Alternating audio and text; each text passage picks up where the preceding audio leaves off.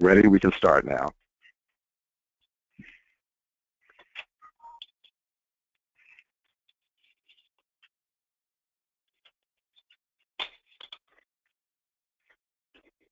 You're all set. Okay, thank you. Hello, everyone. This is Edward Jones, Director of Programs for ABFE, and I'd like to thank you all for being part of this latest conversation as we continue in the work of making sure that the issues of making Black Lives Matter remains on the forefront of the work, of our thinking, of our engagement. There's been a lot that's taken place, and we have a great panel to really help us get caught up on what's been going on so far and also offer up some strategies on what we need to think about moving forward in this movement. So please pay attention, be prepared to ask questions. This call is being recorded so that we can continue the discussions and keep others informed about the work. But most importantly, we need to continue to hear from you about what's going on in wherever you are and what's going on in the work that you're doing and how we may all work better together at making sure that we're addressing the issues that are most pressing in our communities. So without further ado, I'd like to start it off with Nikisha Lewis, who's going to help us set this context.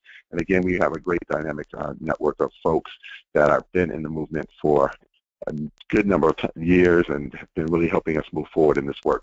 So Nikisha, take it away. Thank you, Edward. Good afternoon, everyone. And afternoon here on the East Coast. So if you're on the West Coast, good morning to you. Thank you so much for joining us for what I think is a critical conversation. I am the Senior Strategist for Safety at the Ms. Foundation for Women, and I think most importantly, a Black woman in this work, a Black woman in this world. And so, not only just in my professional capacity as someone who is concerned with safety and safe living conditions for women across America, but also from my personal space as a Black person, as an activist living through this moment. I think it's really important that we dig in with our whole selves and really think about what it means for Black lives to matter in our lives, in our work, and the purpose of this conversation in philanthropy.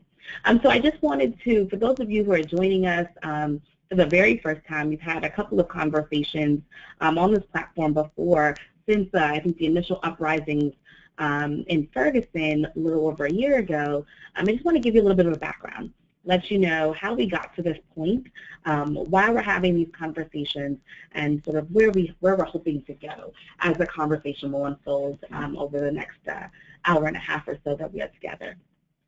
So I think, we all know at this point that just about a year ago, we recently celebrated the one-year anniversary of the uprisings in Ferguson, of the murder of Michael Brown, and really recognizing where our siblings on the ground, really rose up in power, right, and really started for the first time, I think, in a long time, right? As we think about this arc of Black struggle, the history of Black liberation work in the country, this is a newish moment, right? One that mimics moments of the past, but also has taken on a tone of its own. And a framework of its own. It's really, led by young people, led by everyday citizens, folks on the ground, some attached to historic civil rights organizations, some attached to new civil rights organizations, and some individuals. I think that's one of the beautiful pieces of the work as it's unfolded, and of the liberation work. And to really be able to look at how we've been able to move as a decentralized network. So we're going to talk a little bit about what it means for this moment in the movement history to be decentralized and to be leaderful and not single leader, and how we as philanthropy are able to engage in that space. And so following, I think the work in Ferguson, the people work in Ferguson, we started to see protest uprisings across the country, right? So New York, in reactions to murders of, Eric Garner and others, Akai Gurley, but also the very intentional lifting up of the names of Black women who have been killed. And so in Chicago, I think all over the place, right? And so I think we as funders started to come together, at this point in the history, I'm not even sure, right? It seemed like almost every day we were in these conversations. We were feeling, I think the pain, right, as Black people, but also the pain as folks who work in a space that feels like we ought to be a bit solution-oriented, right? And so how would we respond? What would it mean for philanthropy to come together? These are some of the overarching questions that I think we're going around and around in our minds. And so I sat with my colleagues, Tanisha McHarris, the Brooklyn Community Foundation, and Alan Frimpong, the BCT partners, and as comrades in the work who do activist work in and around New York City, but also as partners in philanthropy, we wanted to just hold space for each other, right? Not only just to feel, but also to brainstorm and to think and to dream together. And so that is what created the initial online gathering of Black funders or practitioners in philanthropy. And we've been going ever since. I'm really thinking about how we can move in tandem with the movement, right? So as organizers are moving and as they are making requests of philanthropy, as they're making requests of the nation, right, of presidential candidates, presidential hopefuls, as they are making requests of sitting elected leaders, and really trying to shift policy in the ways in which police systems are, or the police force is interacting with us in communities, and really putting forth new strategies and ways in which we can be in community with each other. We as philanthropy, as Black people in philanthropy, wanted to be able to support, to elevate, and then to move with them and to figure out how we could be nimble. So that's sort of the series of conversations that we've been having that bring us to this moment. So here we are, more than a year later, and we want to be able to, as I go and pass on to my colleagues to go a little bit deeper, to want to recognize and celebrate how far we've come, to celebrate our ability to straddle the lines of, I think, activist philanthropists and folks working within an oftentimes closed system of resource movement, right? And the new thinking that has emerged in this moment, and some ways forward, some collaboratives that have sprung up, some initiatives that individual foundations have already launched, and the work of also bringing in individual donors in this moment to also see how they can support and be in the work from a perspective of being allies and being in solidarity with Black people, so that the movement continues to be Black-led, and how we as Black resource movers can support that leadership development as it's moving. And so really briefly, I just want to set it up for my colleague who will talk more about the Movement for Black Lives convening. As many folks know, several hundred people convened in Cleveland, Ohio, just a few months ago, or it feels like a few months, maybe it was just last month, under the banner of the Movement for Black Lives.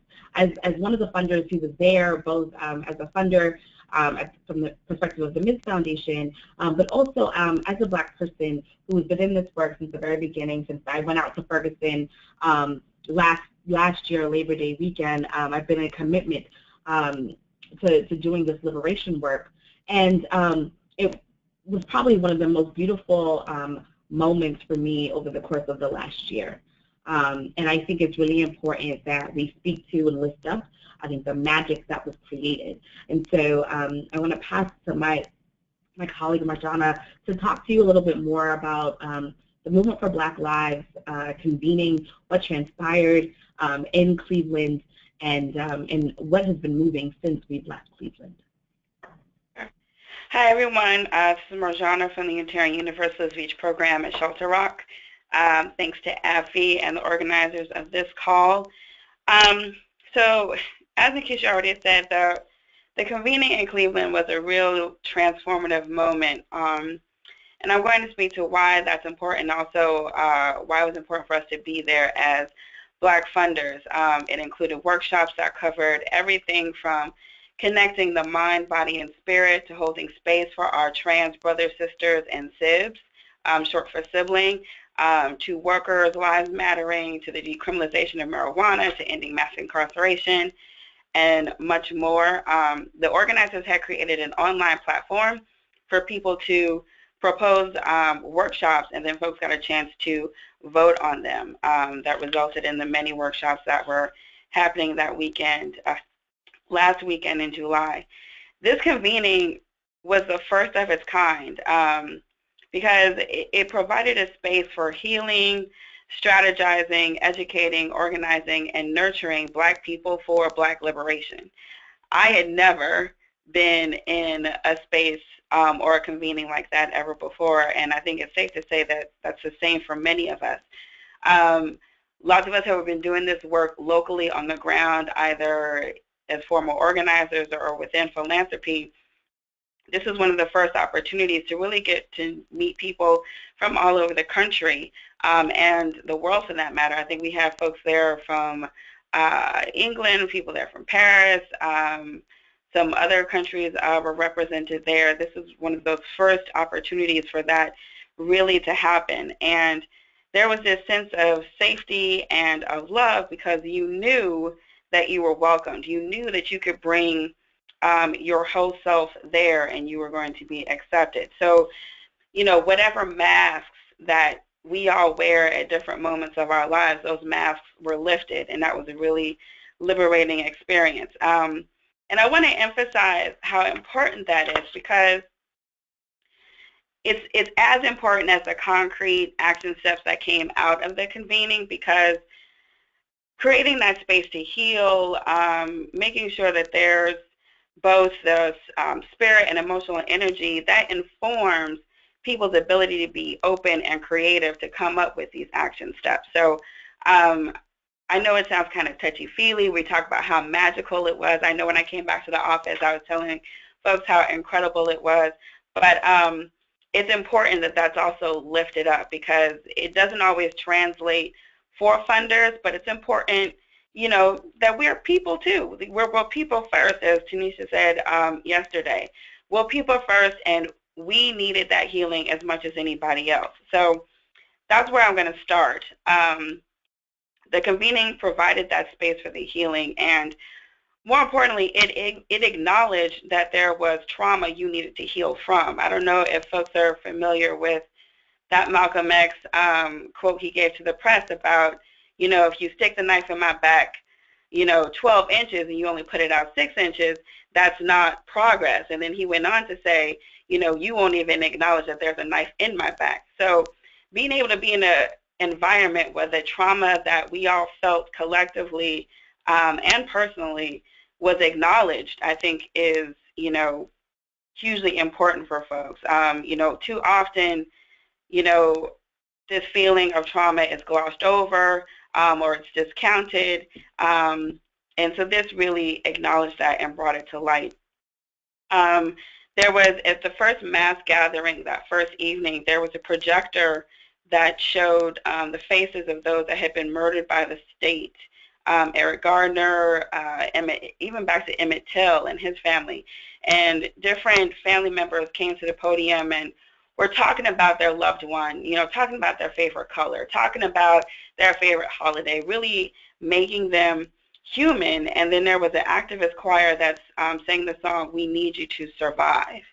I'm not sure if that's the actual name of the song, but it created a moment for people to just feel, because we're organizing from, you know, or folks are organizing from crisis to crisis, and this was really space carved out just to mourn and just to be present to those in your community that had also experienced that trauma, that you were not alone in experiencing that. And it was almost this collective kind of, I hear you, I feel you, I've got you. Like they created an opportunity for people to really feel supported by people that they didn't know, but were all part of this Black community that were there at the convening. And, you know, again, I can't say how important it was to just, you know, the sense of being heard, the sense of acknowledgement, the sense of being validated by your community was amazing. There wasn't any, oh, well, he had, you know, weed in his system, or she shouldn't have sassed the police. There was none of these, you know, caveats that we've all seen in the media or in various conversations where people are trying to abdicate themselves of any kind of responsibility to this tragedy. It was really that you were heard and you were given that time to mourn and given that time to heal. And with that healing space, celebrating was also just as important. If folks can see on the cover slide of the PowerPoint that folks should be able to see, these are pictures from one of the drum circles that happened after, like during the day and the break of the workshops on the second day. And it was multi-generational, it was everybody, and you know, people had an opportunity to just be. And just for me personally, it had me thinking about how many spaces am I in as a Black woman that I can just be. People were building community, you know, kids were out doing flips and such, and this drum circle really happened after we had all circled up after a small disruption. And it was a reminder both of what's out there waiting for us in the real world, that fighting for liberation is a scary thing. And even people that look like us may not be on the same page as us, but it's important that we support one another and that we are there for one another. And so we had this space to not just heal, but we also had this space to celebrate being Black. And as a funder over the last year, I've been in some conversations with people about, like, how are you incorporating culture into your organizing? And I really wonder where that question comes from, because when you create a space where people feel welcome, there's a sense that stuff happens organically. It's not separate. We don't live our lives separate from culture. So why, when we're talking about, you know, professional organizing or movement building or what have you, why is that something that's separated out? At this convening, it was not. It just was there because it's part of us. And there was no, you know, being in a box or any sense like that. I just want to make sure that I'm aware of how much time I'm taking. So the other thing that brought to mind about the whole question about culture is, and I feel like this also came up in some Black Workers' Lives Matter conversations about, in philanthropy, you know, people being comfortable with being explicit about organizing Black people or being explicit about Blackness. And so also tacking that onto the question about culture and why is it somehow that is culture separate from the work that we're doing for organizing for liberation. We're talking about liberation. So what's going on the ground and in the streets may not necessarily work for philanthropy traditionally, but if we're talking about liberation, we can't separate culture from that to make other people comfortable, because then that compromises the type of liberation that we're working towards. I hope that makes sense. Two quick things before I finish. There was a serious educating that happened for me. The space was provided for our trans brothers, sisters, and sibs that were there, calling out cisgendered folks, the space that was held for them, and the opening meetings that happened where people were asked to come to the stage if they felt comfortable enough to do so, and just really got up there to educate people. And they went up, you know, you could tell that they had gone off of whatever agenda had been set previously. They really saw that there was a need for our Black trans folk to feel safe, and that many of them did not feel that safety and feel that love. I, as a cisgender person, I felt that.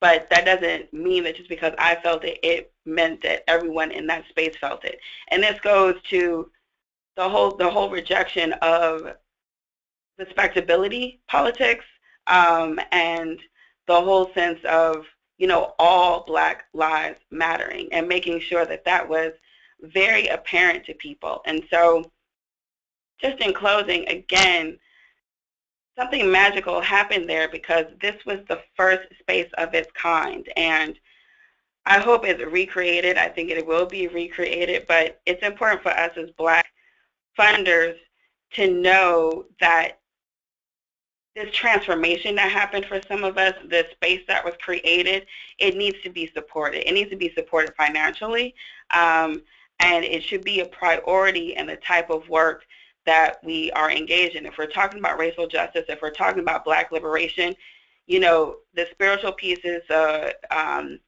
mind, body, and spirit connection, the magic pieces, those need to be held up as just as important. And I believe Tanisha is going to talk more about why it's important to hold on to this stuff as Black funders and what are the lessons we can bring back to our work, because I have definitely done that here at VEACH, and I hope it's appreciated. I got feedback that it's appreciated, but just want to make sure that folks get a little taste of what happened there and why it was so incredible. Marjana, thank you so much for giving us that really beautiful overview of the convening. Good afternoon, everyone. My name is Tanisha McHarris. I run programs at the Brooklyn Community Foundation, and as Nikisha mentioned earlier, have been organizing with Black funders with my comrades, both Nikisha and Alan. And so really excited to be on this call just to provide this update, but also to hold this space. And so I want to just start with where Marjana really left us off. Really, it was magic. And it was magic first and foremost because it was a space where Black people showed up as whole human beings. And that is something that is often difficult for us in foundation world. We already know that as Black people it can be really isolating, and it's oftentimes a place that we never even imagined ourselves being in, and they didn't imagine us being in there either. And so oftentimes when we want to show up as our whole selves, as hurt and traumatized, but also full of joy and love and care, we find it really difficult to do that. And so we shut a part of ourselves off. And so I just want to kind of open my remarks with just saying a part of the magic of bringing it back to our own organizations and to our own communities is by saying that we are whole human beings. We were Black before we became funders, and we need to be in spaces that not just honor that, but also allow us and create us the space and the opportunity for us to move the work forward locally in our own institutions, but also in our own efforts. I want to start a little bit about Black funders as organizers too, and talk a little bit about how Black funders organize in the convening. So we've been introducing this concept with the ABFE webinars for some time now. We've been talking about organizing. We know that Black people, we have a legacy of organizing in communities and on the ground and in different sectors. And one of the things that I think oftentimes in philanthropy as Black people is we don't often think of ourselves as organizers within our own organization and within this sector. But one of the things that Nikisha often reminds me is we should not be here in philanthropy if we're not prepared to organize it. That's the whole point. And so let's talk a little bit about what happened at the convening. 1,200 people showed up from across the country. Many of them didn't have the resources, the financial resources to get there on their own. There was food, there was workshops, there was a space. We know that while it felt magical and it looked magical, it cost money and resources for people to get there and for them to be in a space that was so healing and thoughtful. And so how did that happen? Well, oftentimes we think that it must be some institutional foundations that were already prepared to support, and then somehow there might have been a couple of donors that got the money through. Well, the truth is that Black funders, and we need to be really public and out loud about this, organized within their organizations to do everything from getting grants out to support the conference, to providing transportation stipends to folks coming across the country. And so how did we do that? You know, one of the things Marjana and I talked about during the convening, I think, you know, we talk about it being magic. It's also just magic being around good folk that you don't often get to see because the work can bog you down. I remember Marjana and I standing in line waiting to order coffee before this session started. And we talked a little bit about our Black folks and our relationship in our foundations to money. And how oftentimes, because we never thought we were going to be in philanthropy, we feel really awkward asking for Black things. And so there's this convening happening, the movement for Black lives, and people need to get there, or conference stuff needs to be paid for. And what does it mean for us to go to either our executive leadership or folks who manage our grant review and our grant cycles and say that we need to get resources out the door, and we need to get it out the door fast. Because if we want these hundreds of people and organizers to have a space for healing, we have to be able to support it and coordinate it. And so we were confronted, I think so many of us, with our relationship. And I think I want to start a little bit there about if we are going to be Black people as organizers within philanthropy and within our organization, we have to confront the idea that oftentimes we feel like we should not be asking for things that look like it's going to benefit us. And that's the first part of showing up as our whole selves, is that we need to support Black-led work, and we need to support work that's really going to fund Black healing, and oftentimes what we say is the Black imagination. And so the first is just really confronting all the issues and the challenges we have when it comes to money and being able to get resources to support our people. One of the second things is we've been talking a lot on the calls about supporting Black resistance. That is critically important. The work would not have happened without the protests, the resistance against the state, the challenging and the advocacy and the organizing. That has been critically important, and we need more resources on the ground. But the next thing that we need to continue to fund and try to fund is the Black imagination. And the Black imagination was so real and alive in Cleveland, but it was something different. It wasn't necessarily requesting a grant or trying to get a grant out the door to support protest movement stuff that's happening on the ground now. Oftentimes, we sometimes find it difficult when we're doing grant reviews to say we want to fund another conference, or we want to fund another meeting.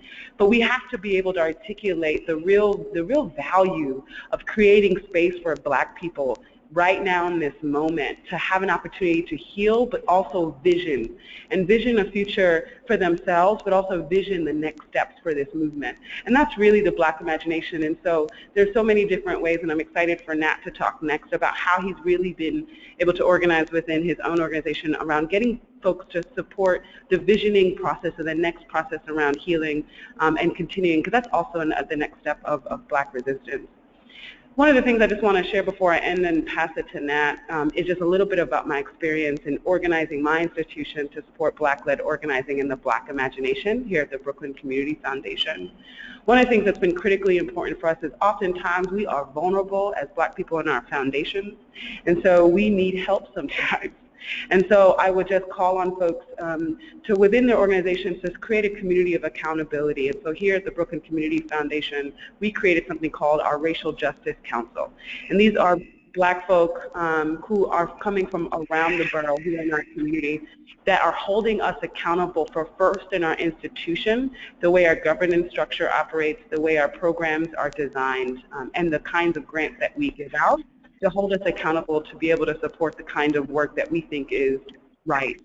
Oftentimes we can't do it in isolation, and we know as Black folks that we're really, really vulnerable.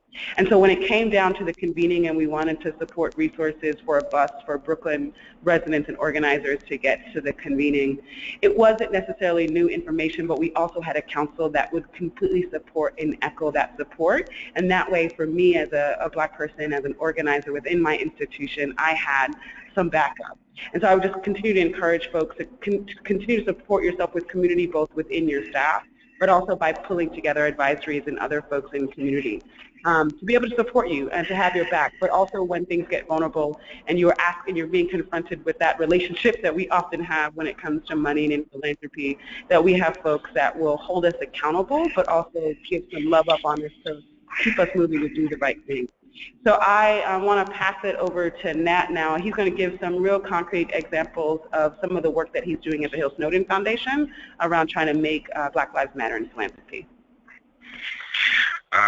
Thanks, Tanisha. This is I'm Nat Williams. I'm the executive director of the Hill Snowden Foundation, and we're located in Washington, D.C., but we're a small national foundation that has community organized as its core strategy, and we do that across a few different areas: youth organizing, economic justice organizing. We have a fund in DC to help strengthen the infrastructure for organizing in the District of Columbia, and we also do leveraging work trying to support efforts to raise more money and direct more money for social justice organizing in the U.S. South from national and southern funders.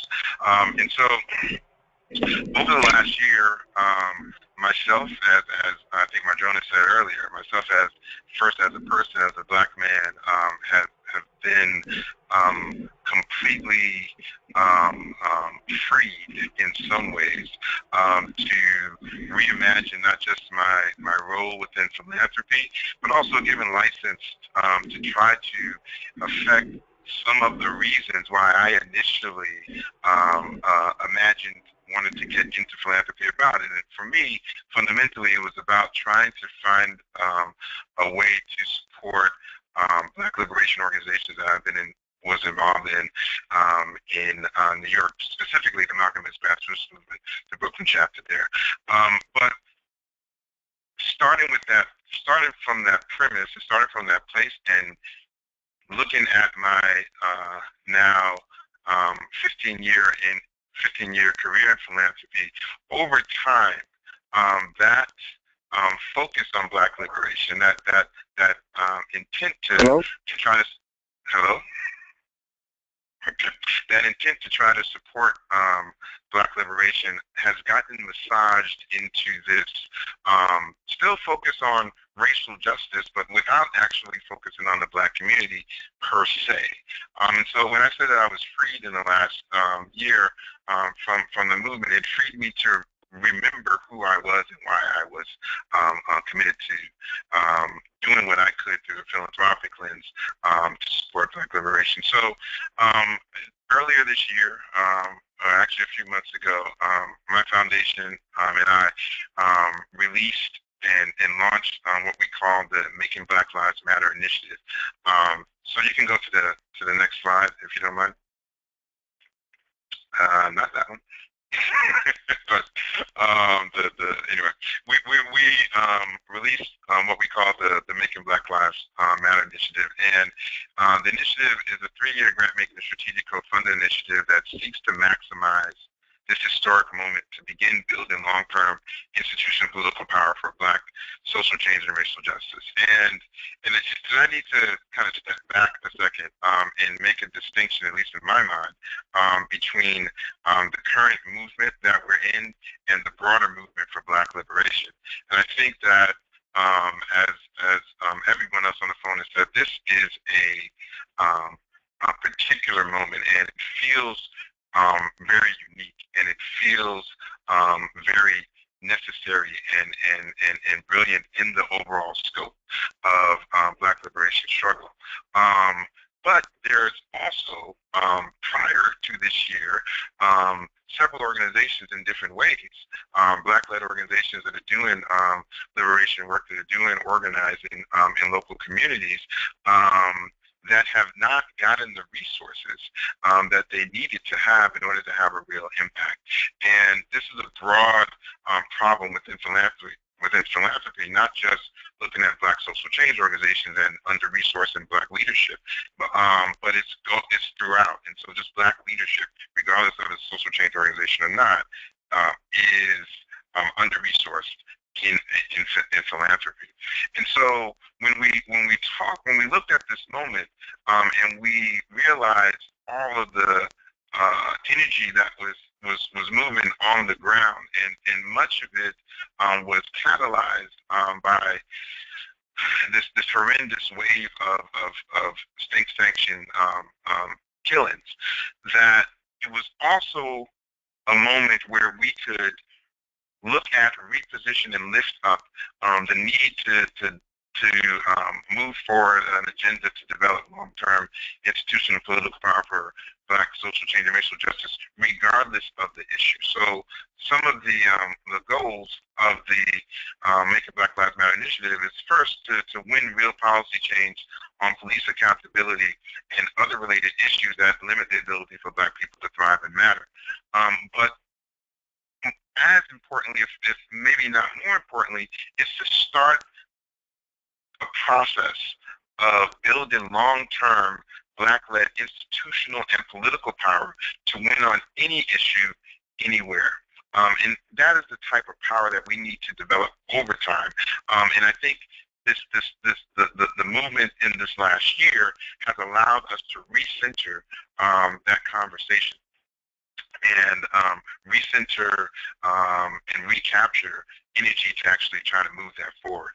And part of that recapturing is recapturing the public discourse that legitimizes the need for Black social change against structural racism, which has been completely whitewashed over the last 30 to 40 years. And so the simple phrase of Black Lives Matter resonated so deeply and so powerfully that it opened up a space for us to really have this public discourse across the nation, in communities, but across the nation in media that has been sustained, and that's amazing. And then it's, as I said earlier, really important for us to work together in the philanthropic sector, as Tanisha was saying, work together with our colleagues to try to align and coordinate our funding in this moment for Black social and racial justice, social change and racial justice, so that we can maximize our impact. Okay, next slide, please. So specifically, in terms of what the Black Lives Matter initiative is, I'm just going to go through this really quickly. There's two components to it. The grant-making side of it is that over the next 3 years, the Hill Center Foundation is committing $900,000 in new grants to Black-led organizations, building power in Black communities to make Black Lives Matter. The grant specifically will go to Black-led organizing groups, Black-led organizing and training intermediaries, and Black-led coordinating and convening spaces and gathering. So we've provided some minimal support, relatively speaking, to both the movement for Black Lives convenience gathering, for the Black Lives Matters National Network retreat, and actually for a smaller retreat that happened at the end of July that pulled together racial justice leaders to kind of talk about what next steps forward in this particular moment in time. And I think the important thing to highlight in that work is, why do we focus on Black-led? Why? What's the rationale for saying something of this nature needs to be Black-led? And so we define Black-led organizing groups as groups that have a predominantly Black board, executive leadership, staff leadership, membership leadership base, and that their primary purpose of this group is to work to build power with and for the Black community. And the reason why we think Black-led groups are important and need to be emphasized is in order to facilitate the rebuilding of a Black social change leadership base and pipeline. And we think that this could best be achieved through supporting Black leaders in the process of leading organizations, campaigns, work on the ground, and providing supplemental leadership development support. And it's also important, again, to reverse this historical trend of under-resourcing Black-led groups, particularly Black-led social change groups. On the leveraging side of the equation, what we really want to do is to push for new increased funding for Black-led social change organizations within philanthropy for the purpose of building institutional and political power over the long term. And then we also want to, and we're in the process right now of working with ABFE in developing a funder table to better align and coordinate philanthropic resources to maximize efforts to strengthen and build Black institutional and political power. So there's the grant-making side, but then there's the how do we organize, as Tanisha was saying, how do you organize within philanthropy to actually have a broader impact than just your own individual grant-making portfolio. I'm probably running out of time, so I'm just going to go over this. Next slide, please. I'm probably just going to go over this really quickly because a lot of people have asked me and said, so how did you get the Hill Center Foundation board to support an initiative that is unapologetically Black as this is? And so I'll just say a few things on that. So my board may not be the typical foundation board.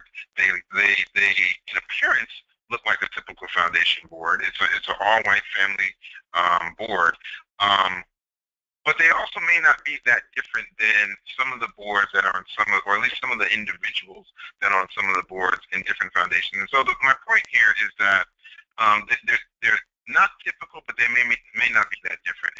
It's about doing the work to figure out where people actually are at any given moment in time. And so the last year has moved people in ways that they have not been in a lot of different other times, and it actually moved my board to a place where they were not just receptive. Actually, the ideal for the initiative came from one of my board members, and I just kind of built on it.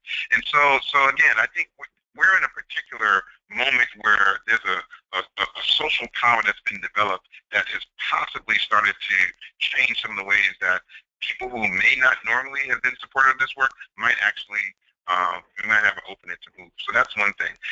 Another thing, just in terms of organizing within my foundation, you know, committing to, as an executive director, long-term strategic board engagement and cultivation of the political knowledge and relationships of my board members, that's what I see as my core goal. If I leave tomorrow, after the last 11 years of being at Hillstone Foundation, I feel relatively confident that because I help the board members develop their own relationships with the leaders on the ground, that we constantly engage and cultivate their understanding from their own perspective of the importance of the work, that if I leave, that will still continue forward. The work will still continue forward. So it's institutionalizing the commitment to the work that's really critical. And you have to be very strategic and consistent and innovative in trying to do that. And one of the things that I think needs to be done or can be done should be done if you can do it, is to be as transparent as possible in making the case for why we need to support Black-led work or racial justice work. And often in foundations, you know, we're trying to craft things in a way that is understandable to our board, but we actually don't get to the meat of it because we think, and oftentimes it's a warranted assumption, that they're just going to squash it. They don't want to deal with anything around racial justice. Ultimately, that may not be a strategy for sustainability, and at some point in time, we're going to have to figure out how to engage those board members that we can, engage those executive leaderships that we can, so that in a more forthright way, I think, because that's only, they have to get to a place where they can see their own commitment to this and this work. And if they don't, then they don't, but I think we have to make the effort. A couple more things I'll just say really quickly on this is that I made a specific ask to engage specifically in supporting Black-led organizing, and it's in my work plan, and it's for my work plan this year. And the other thing that I did was to also bring in speakers to talk directly about the need and the moment with my board. And each year we give a kind of political present to the board. We give them a gift as a part of like a holiday gift. Last year we gave them the new Jim Crow, and that really also helped to move the thinking of the board and kind of the position of the board a little bit more. And then the last thing, just in making the case for putting forth the initiative, we relied on reinforcing the institutional values that we already had. So supporting under-resourced issues, that's one of our core values. The fact that Black-led organizations, particularly organizer groups, are not supported, that coincided with that. Being flexible and nimble and responsive in the moment. This is a historical moment, and that was the argument that I made. We need to do more now.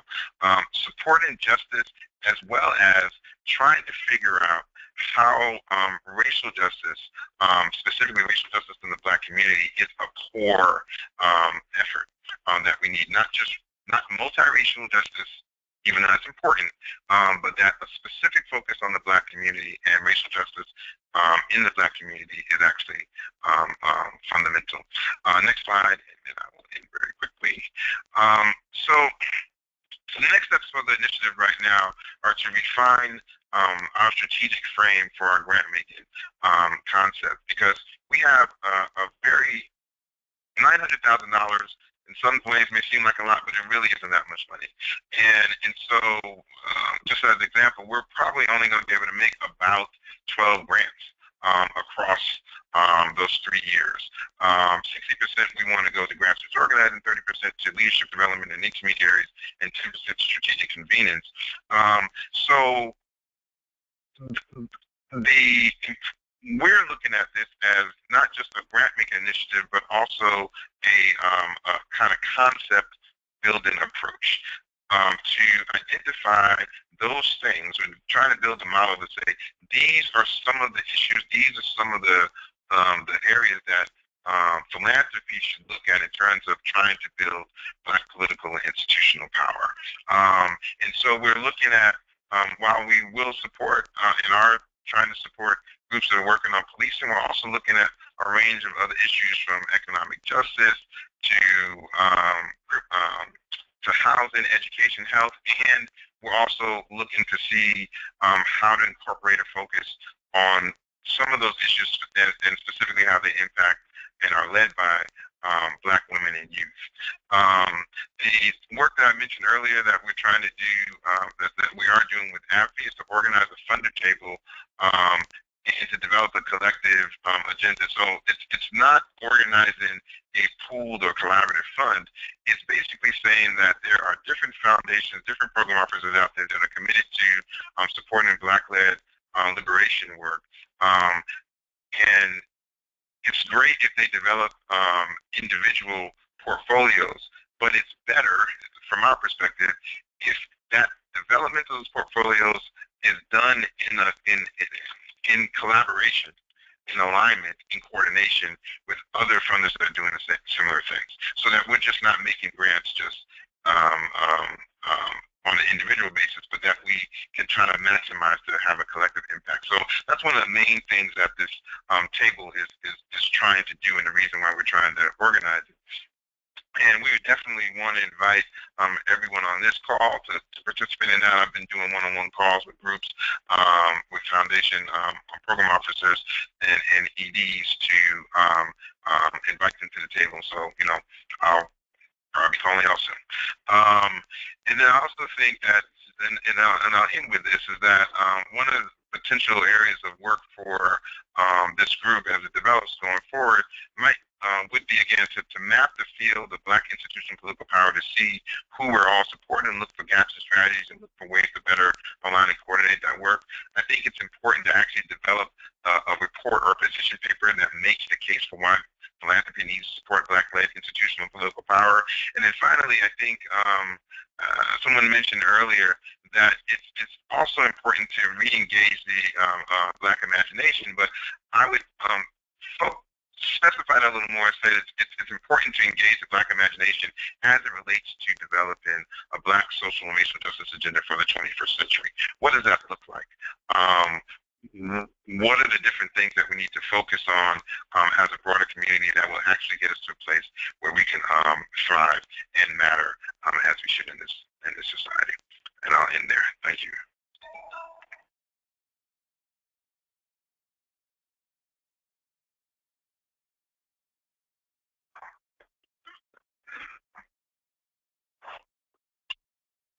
That was awesome. Very much. Great. Alex, ready?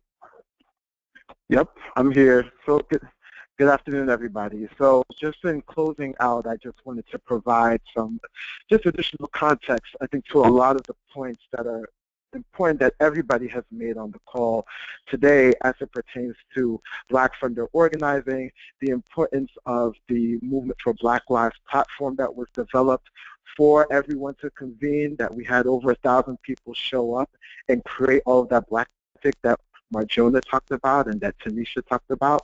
And then also going back to the context that Nikisha gave around how we got here. And I wanted to put that in a context because we also have to ask the question, as we fund, what support do we even need or that we can look to make sure that this work happens in excellence and that we're able to be supported meaningfully, even as the Hill Snowden Foundation is getting ready to launch out a pretty big deal. Even though we know in philanthropy $900,000 will go a long way, the fact that someone has taken the initiative to put that forth and work with their board to do that is more than a notion. So I just want to be able to say those things and contextualize this in the current movement cycles that we've been experiencing, not only just here in the United States, but abroad. So my work as a consultant, I'm not only just a consultant with BCT Partners, but I also work with a collective called Movement Net Lab that has taken a lot of time in studying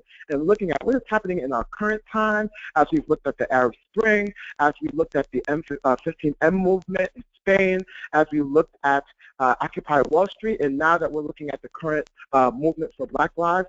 What is happening that's currently different about how folks are organizing on the ground? How are labor unions and traditional institutions that organize, how are they responding in this moment to actually making things happen in terms of action and strategy? So I wanted to introduce what it means for us to really go through the movement cycle. And again, this image is something that has been created and built off of past knowledge, and so it's not anything new, right? This is the work of J. Craig Jenkins, who really studied movements and was trying to figure out how philanthropy was able to influence and strengthen movement and be able to fortify the very institutions that we know of now as the NAACP, CORE, and the like. How were they professionalized? How were they supported in doing the advocacy work necessary to get us to the Civil Rights Act? That now, when the current movement for Black Lives, we are now trying to make sure not only that we're making policy change, but we're making transformative, revolutionary institutional change. So just quickly going through this movement cycle, the first phase of it is really looking at the trigger moments. So when we look at what's happened in Chicago, in Baltimore, in New York with these continued shootings, killings, in Charleston, every single moment has a trigger point. And then there's an upsurge moment that we all experience, that we begin to see the protesting on the street. It's all about the emotional state that we're all in which we're responding to what has happened. And again, this is not anything new, but I wanted to go through the cycle to really contextualize what are the opportunities for us as funders to learn from the experiences of what has happened so that we fund effectively, but also that we begin to ask ourselves questions, the same as Nat is asking around how we're able to refine our strategies as we move forward through this continuum. And then we go through our movement period where we go through a contraction where folks realize that, you know, through the protesting and through the direct actions, that there's actually a longer-term end game, and that the end, you know, may not be near, and that there's a lot of work that has to be done, capacity-wise, in terms of leadership development, in terms of strategic development and developing relationships internally within the movement, but also in relationship to institutions.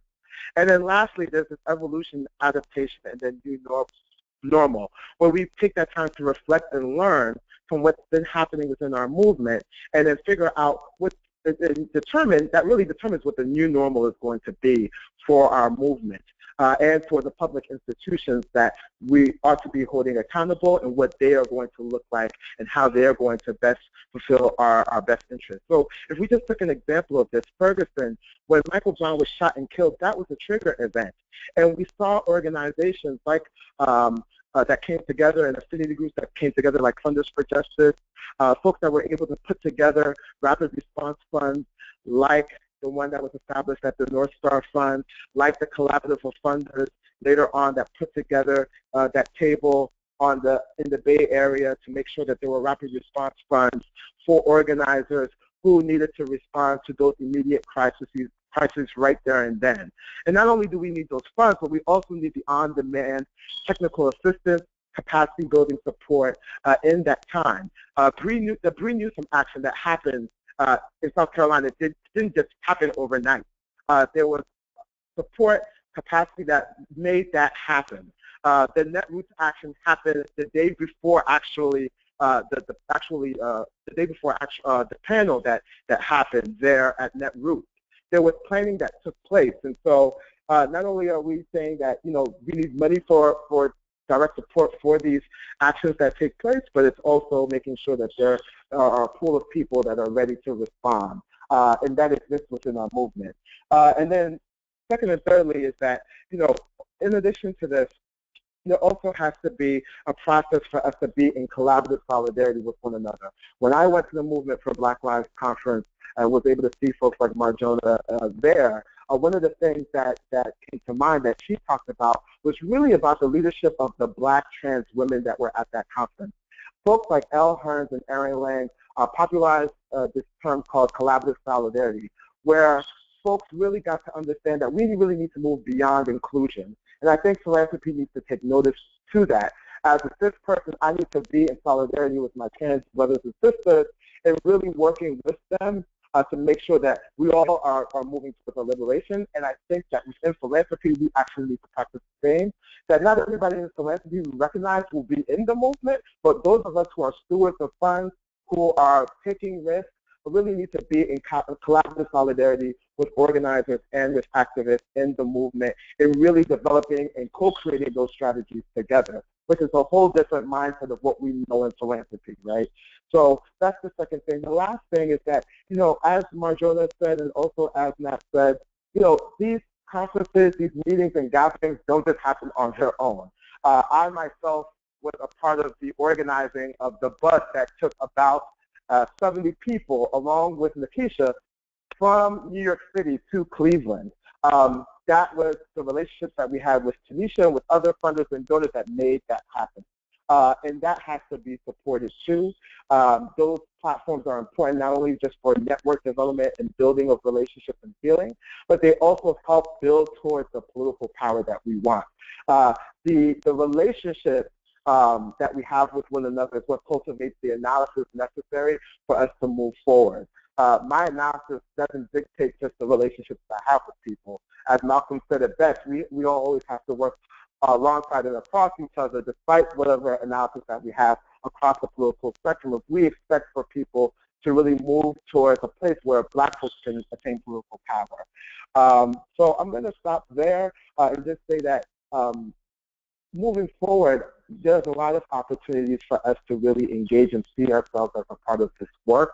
We can go to the end of the slide, but we know that through ABFE, there's a petition that we've been able to put together to really ask folks to pledge in their commitment to be a part of this work. And as Nat said, there's a developing table that's happening in partnership with ABFE as well.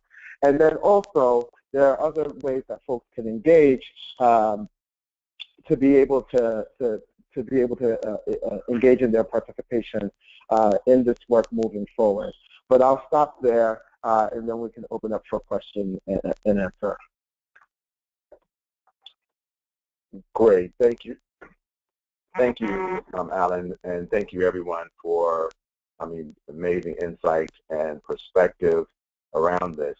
We do invite you all as listeners to weigh in with questions or perspectives that you'd like us to explore as a group by typing it into the chat box, which is on the right-hand side of your screen.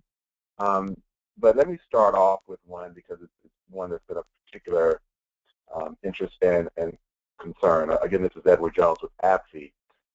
We've been hearing a lot of Black Lives Matter bashing in the media, and I find it interesting, especially as it's coming at a time with the release of the latest conversation through documentary about the Black Power movement in the Black Panther Party. I see the similarity in how an entity that's very well-meaning and very focused on justice can be demonized and marginalized by those that don't want to advance the causes that these organizations are fighting for. Could you guys talk a little bit about, I open this up to any of you, could you talk a little bit about your thoughts on how might we best mitigate the negative portrayals, the negative media and messaging around the Black Lives Matter movement? So this is Nakisha. Thank you so much for that question. I think it's a very good one, and I think it's a conversation that we definitely need to have. First and foremost, I'd like to direct everyone, if you haven't already seen, if you weren't able to tune in this past weekend, on Sunday mornings, airing of the Melissa Harris Perry show, two of the members of the Black Lives Matter Network, one of them being the regional coordinator, Ms. Monica Dennis, from the Northeast, really spoke to that, right? So Melissa asked a question, and, showed some clips of, where I think the right-wing media has gone and what they've tried to say about the Black Lives Matter Network. And essentially, what are the responses and what I think we've we agree on as a collective is that not only do we want to dispel the myth that we are an anti-police network. We are not anti-police. We are anti-police brutality. And I think that philanthropy, to the degree that we can lift that up, that we want to be doing that, right? We really want people to understand that this is a network and a movement of folks who have risen out of or in a response to state-sanctioned and state violence, right? And so at our very core, we are anti-violence, violence against Black people, Black bodies. And a point that was elevated during that conversation on Sunday morning TV was the reality that I think people really ought to get, as we talk, as Tanisha talked about, and Marjana pointed out, the fact that this is an intersectional movement. We really want to make sure that we lift up the people who are living at the margins of our society, of our community as Black people. And so for this particular, the Black Lives Matter Network, to be conceived of and led by Black women, both cis and transgender Black queer people, and then for the movement for the network to be framed and targeted as a hate group, as a group that then needs to be attacked in the way, the multiple ways in which the Black Panther Party was attacked and infiltrated and taken down by state government.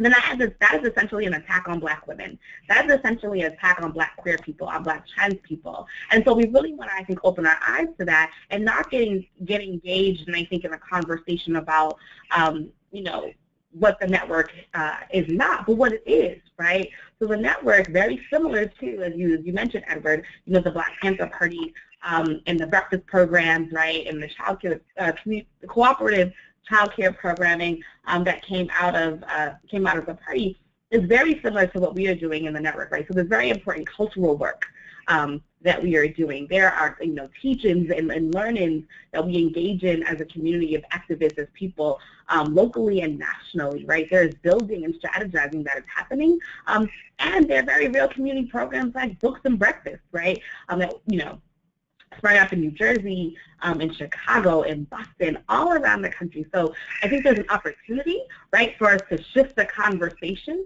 to pivot away from the negative images, and to really, hold this nation accountable for seeing Black people in their brilliance, in their magic, and in their ability to step into futuristic work. So we talk about what it would mean for us to fund the Black imagination, what Black people are imagining and doing in this moment.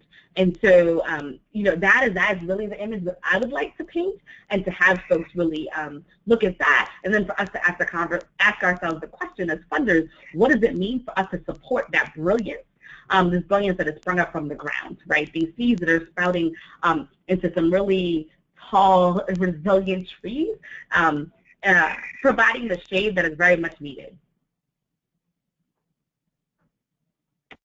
Awesome, thank you for that.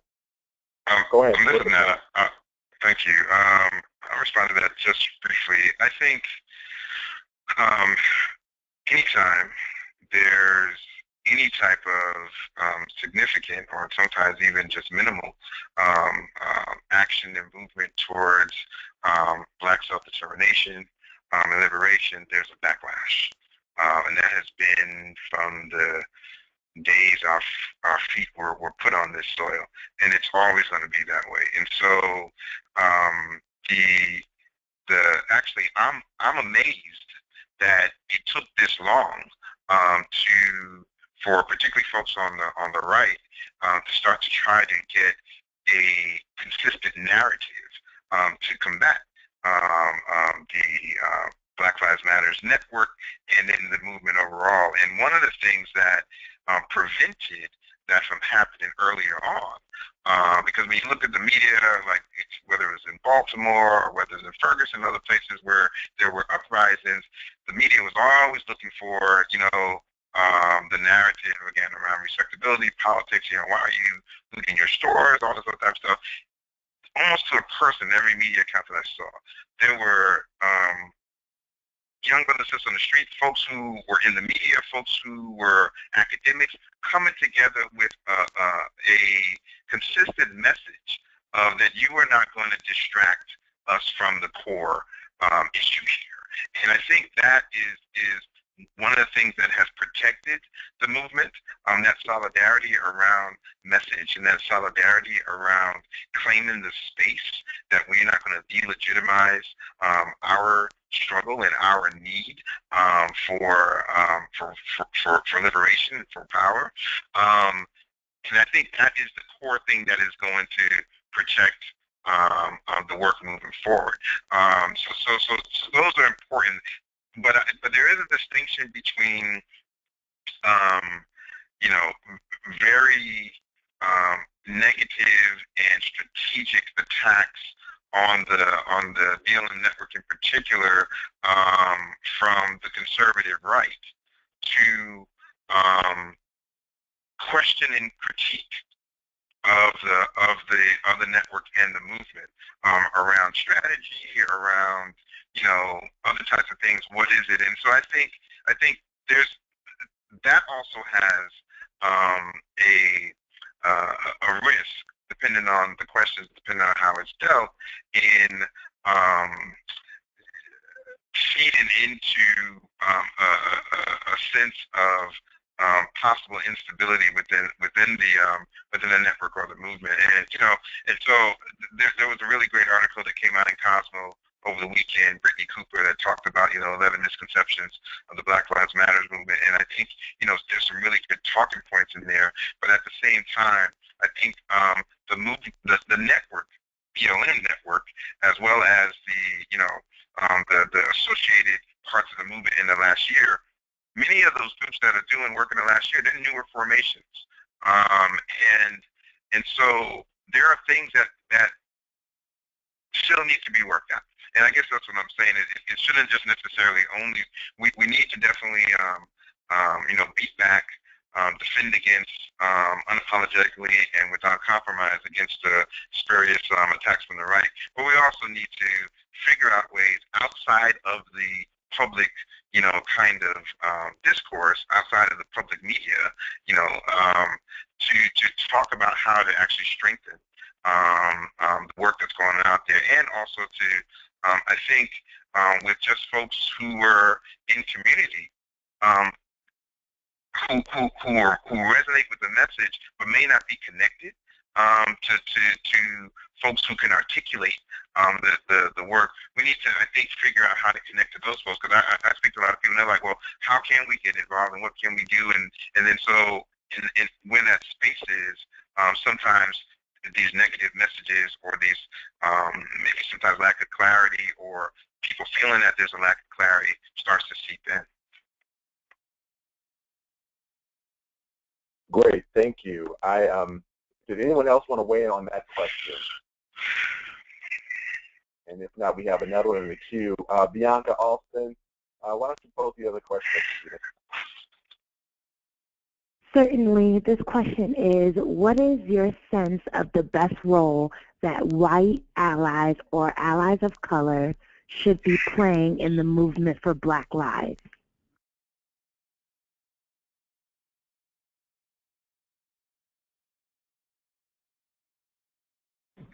I think, so this is Nikisha. Thank you so much for that question. And I think it's a great one, right? I think it's one that continues to come up. So there's been some amazing work that Jews for Racial Justice, I want to say, and some other primarily white solidarity groups, as well as some South Asian organizations, South and East Asian organizations have been doing in terms of solidarity work. So I definitely encourage folks to check out those who are already in that space. I think it's really important that as we think about the movement for Black Lives, that we name that what is prevalent is not just a culture of white supremacy, but as a friend and colleague recently reminded me, that is also, we're also living in a time of extreme anti-Blackness. Right? So there's a level of education that I think needs to happen, and it cannot solely be on the part of Black people to do the work of educating folks about anti-Blackness, right, and how it shows up, both in explicit and implicit ways, right? So the bias is real, and the hate and the vitriol is real. So there's definitely, I think, a role about education. White folks and non-Black people of color can get with their folks. right? So can one do the work of themselves and then educate other people? And then I think when it particularly comes to philanthropy, like, you know, to the degree that you're in rooms that are absent of Black people, there's a real opportunity to, one, demand that Black people be in that space, right? Be at the tables where you're having conversations about where resources may or may not go to support Black-led organizing. So definitely bring Black folks in to be part of those conversations, but also there's an opportunity for you to hold the line as well, right? So to be a voice. Oftentimes I think that people in moments like these think that they ought to shy away, right, and not be a voice. And so, my daughter talks about the things that she learned at the convening, the Movement for Black Lives convening as a cisgender woman, and I myself as well, right? And so I think about how do I then show up as an ally to my trans siblings? And one of the things that I learned was that I have a voice and I need to speak up, right? I need to speak up and create space for agency and for safety when and where I can. And when those opportunities arise. And so I think the same holds true to dismantle anti-Blackness, to dismantle white supremacy by white people and non-Black people of color. Your silence will not protect you. It never has. It never will, right? And your silence is nothing for us, and except have you be complicit in the power over Black people, right? So we definitely want to hear your voice. We want you to be engaged in the work of educating yourselves and others. A friend of mine always says, people get your people. So there's an opportunity for you to really put in work.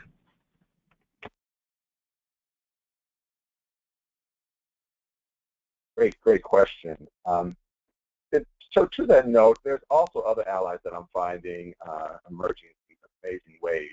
For example, Sojourners has been a social justice based network that's been around, and ironically, they hosted a conference in D.C. The eve of their conference was the evening of the murders in Charleston. So you can only imagine the irony of folks coming together to talk about social justice, only to witness those in their faith community being slaughtered. It was a very heavy conference from that moment forward, but it also solidified the need for all members of the community to be a part of this work. So from your standpoint, Madonna, could you talk a little bit about how you're seeing the faith community show up in support of this Black Lives Matter and Movement for Black Lives Matter work? Sure. That is a loaded question. Both Unitarian Universalism has been very good on, I would say, social and economic justice issues. I myself go to a Black Baptist church, and it's easier for me to speak to how they're showing up. But in faith spaces, people have been very, the best way to talk about this, it's confronting for a lot of people. So folks that want to be, white people that want to be allies to this work, but still struggling with what space they take up in that, and how do we have these conversations that make people feel very triggered, make people feel unsafe, unsure. How do we use our faith as a way to make those conversations happen? That's the best way I can think about it. And,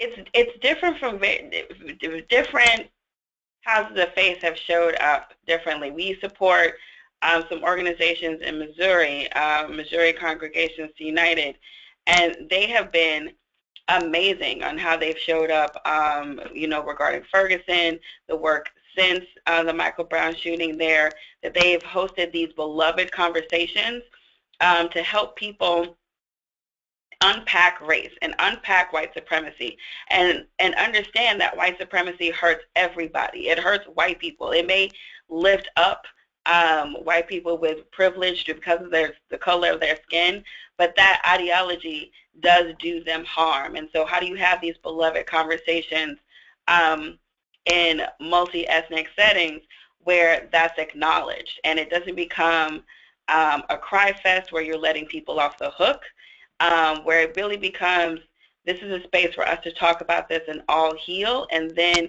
to move forward about how we can be allies to one another, how we can best show up in this space and not take over.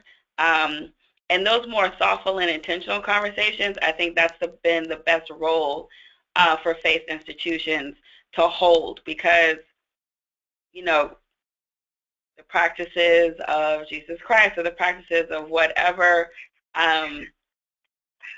deity or however you believe in, it starts with acknowledging people's humanity. It starts with acknowledging that we're all on this planet together. So I feel like an experience with both in Missouri and then some congregations that we've been working with in New Orleans, that's been the best space for them to hold. How can we use our faith to best have these conversations in a thoughtful and intentional way, and showing up based on those conversations.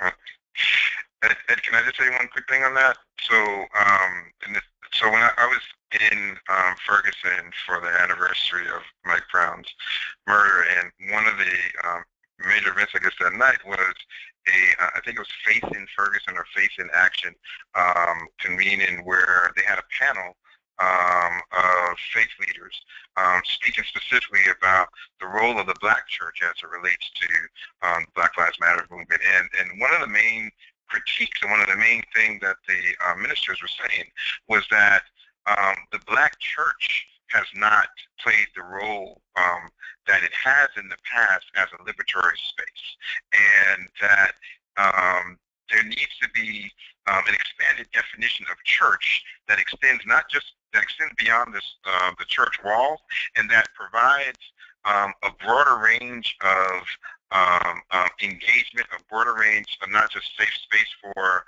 the diversity in the Black community, but also really committing to improving the overall opportunities for the Black community at large rather than just a congregation. And then when I was talking to one of our grassroots partners in Tunica County, Mississippi, she echoed some of the same thing, that in her rural town, it was very difficult to get her minister, particularly, but in her congregation, to talk about Black Lives Matter, because they were talking about, well, you know, the Bible teaches us that all lives matter, and then there was the whole ideal around respectability politics, and so there's also some work that we have to do within the Black community, generationally, in the faith community, around educating, understanding, and making the connections for why this work is so important. I do, before we move on to the next question, want to lift up Reverend Starsky Wilson from St. Louis and Ferguson, who's been doing some amazing work, and is also the president of the Deaconess Foundation to organize the faith community. He's actually one of the first, and Reverend Sekou, two of the first pastors, I think, to really show up and really show out in support of the movement, both from behind the pulpit, but also literally on the streets of Ferguson and around the country, and to organize faith-based philanthropy and to organize the faith community.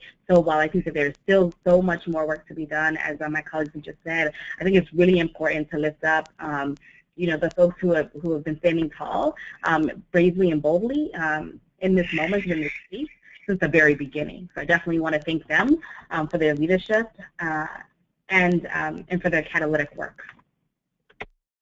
This is Marjana. Oh, sorry. Go ahead, Marjana. No, I was going to also say, and with Reverend Sekou also being instrumental in calling out other leaders of faith and other, you know, Black clergy, to that very point that Nat was talking about, that he's been really good at that, at confronting that, and, you know, whole lot of dynamics going on there with the Black churches, but that definitely has been a key piece for me to see. So yeah, thanks. Yeah, thank you for that. I agree and echo that about Starsky Wilson's work. He spoke at our conference, and he also was a voice, along with another powerful minister, Tracy Blackman, out of St. Louis. They were both at that Sojourners Conference, and then coupled with Reverend Herbert Brown out of Baltimore. We know that there are some real powerful forces in the faith community that those are having problems trying to figure out how to navigate this discussion. There are some folks they could reach out to that could help them better handle it. Even the Black Church Center that emerged on justice issues that's out there. So I think it's a matter of people just being exposed to the right voices so they can really create the best narrative and have the best folks to support them in those issues that seem sometimes challenging. And the idea of the respectability politics just really don't help to meet the needs of people dying in our streets, in our communities. Bianca, I think you had another question to pose.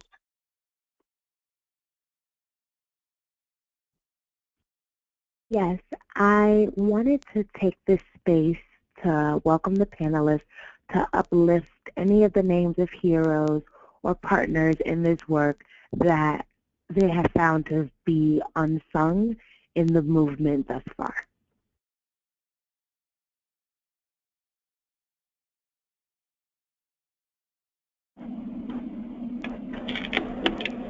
So I'll start. I'm going to selfishly start with my identical twin sister, Tunjiwe McCarris, who's a partner and a co-founder of Blackbird and has been on the ground every day for the past 13 months.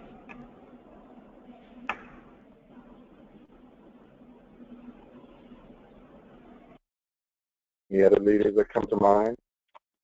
Yeah, so I think I'm a member of the New York City Black Lives Matter chapter, and what a lot of folks don't know is that Black Lives Matter NYC, holds a bulk of the national work that happens that comes out of the larger network. So I definitely want to lift up, our regional coordinator, Monica Dennis, who from helping organize the ride to Ferguson last Labor Day to now, doing a lot of holding of the strategy work.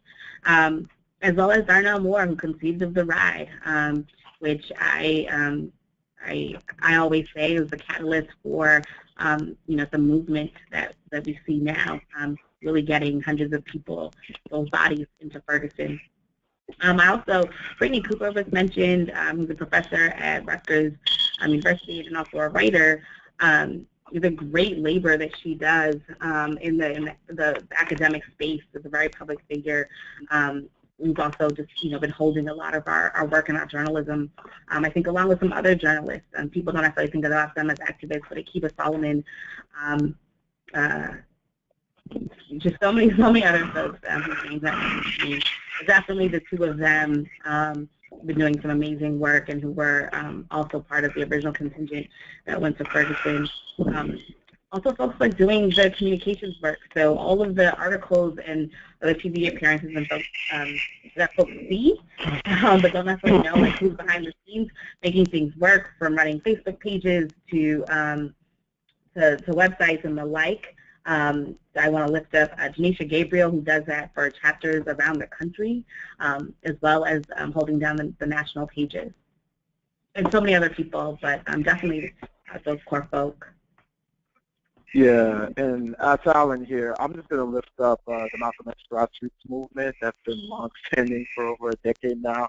Actually, Nat used to be really active in the Brooklyn chapter. I came on later, but actually it was through that work that I met Tanisha McCarris, but also her twin sister almost 10 years ago, and also many other people who have been playing a very pivotal role in this larger movement. If it wasn't for me meeting that family and folks like Munifa Bendele, Lumumba Bendele, Asha Bendele, Dream Hampton, meeting people who have been mentors to me, like Jaruba bin Wahad of the Black Panther Party. I just want to speak his name into existence and wish him wellness as he's recovering from surgery. Had his jaw broken in 3 places due to an altercation that happened in Atlanta. So when we're talking about the challenges, what we see in our movement, they're not just things that are past that we can romanticize, they're still happening in the present now. And so just to speak to the importance of making the invisible threads of our connections visible, I really appreciate the person who asked that question, because it's those connections that actually make this movement. It's the network of all of us in our relationships that actually make this movement happen. Okay. Oh, sorry, Ed. I just want to quickly also lift up the legal teams that have also not just put their bodies on the line, but also when folks have gotten arrested, they've been in the precincts and in the courtrooms defending folks. And so the activist lawyers like Marbury and folks over at CCR, Center for Constitutional Rights, just want to lift them up too.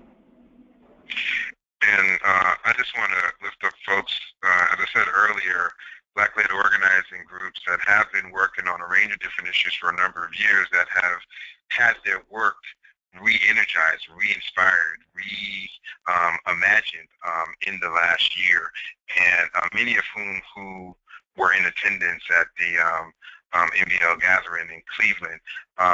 You know, their work, I think, is a part of, again, this broader movement for creating the ability, creating the power for Black communities to thrive overall, and it's a part of the overall power base that we need right now in this moment and moving forward.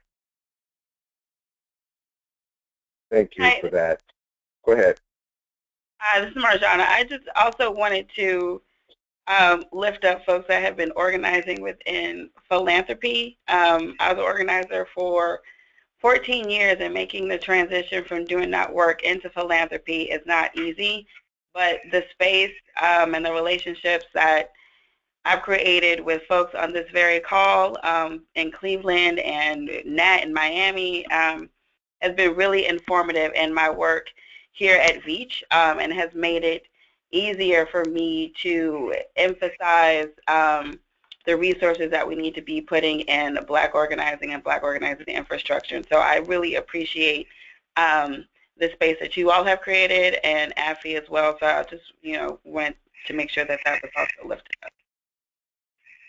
Great. Well, as everyone sees on the screen, the names of this network, these folks that have been speaking to you, appear there because they are also heroes that deserve acknowledgement, recognition, and connection. As you're trying to figure out how you may get better involved in this work, take some time to write down these names and reach out to these folks. They are definitely amongst the leaders to help navigate that. ABFE, of course, we've been around. Next year we'll mark 45 years of existence, and we try to keep this information on our website. This actual webinar will be posted on the website. We will definitely continue these conversations. If you haven't marked it yet, mark your calendar for next April 7th through 9th, and we'll be in Baltimore for our next annual convening, our Empower Philanthropy convening. Most timely conversation to have in a very, very important place that has been part of this movement, and we know it's another part of the work that's still ongoing. I also, before letting you go, I want to acknowledge actually a couple people that we have had the experience. Some of our forefathers, or one of our foremothers in this work, Lynn Walker Huntley, passed away recently. Philanthropic pillar, Black philanthropic pillar, and pillar in philanthropy, generally speaking, who has really been one person that's been in this struggle for a long time. Also, there's been a collective rallying of prayers around for another pillar in the philanthropic community, Garland Yates, who's been ill for a time, but he's been truly a part of the organizing work in so many different ways, and philanthropy in so many different ways. He's now sick, and we need to understand the importance of us taking time not only to take care of ourselves, but also to take care of one another as this work continues. So with that, I'd like to thank you all for being part of this conversation. Thank you to each of you that have lended your voice to this discussion, and may the work continue, and may we grow stronger in the work.